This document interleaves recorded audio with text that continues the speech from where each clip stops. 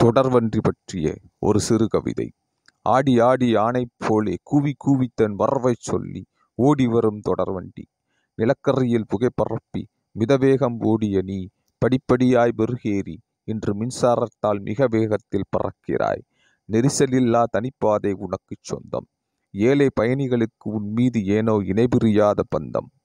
நீண்ட தூரம் சென்றாலும் நீ பெரும் கட்டணம் குறைவு என்பதால் எளியவர் பயணம் எப்போதும் உன்னில். உன் குரல் கேட்டதும் குதூகலிக்கும் குழந்தை எங்களின் குழந்தை பருவத்தை கொஞ்சம் நினைவுபடுத்திச் செல்கிறது. குறிப்பிட்ட நேரத்திற்கு மட்டுமே வரும் உன்னை பிடிக்க வரும் கூட்டம் திருப்பம் தரும் திருப்பதியை நினைவுபடுத்துகிறது.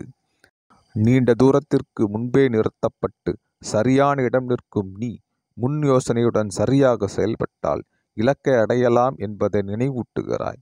உன்னில் வீழ்ந்து மாய்பவர் சிலருண்டு என்ற போதிலும் உன் வரவுக்கென காத்திருக்கும் பலரை எண்ணி நிற்காமல் பயணம் தொடர்கிறாய். விதிமுறை மீறி உன் வழி நடந்து உன் குரல் கேட்டதும் அதிர்ந்து மேலோகம் செல்பவர் ஆன்மா சாந்தி கொள்ளட்டும். உன்னில் தொடரும் ஜன்னல் ஓர பயணத்தில் கண்களுக்கு பச்சை நிற விருந்தளித்து விந்தை செய்கிறாய். ஒவ்வொரு முறையும் உன்னில் ஆரம்பிக்கும் பயணம் இன்னும் கொஞ்சம் நீளாதா என்ற ஏக்கத்திலேயே முடிகிறது.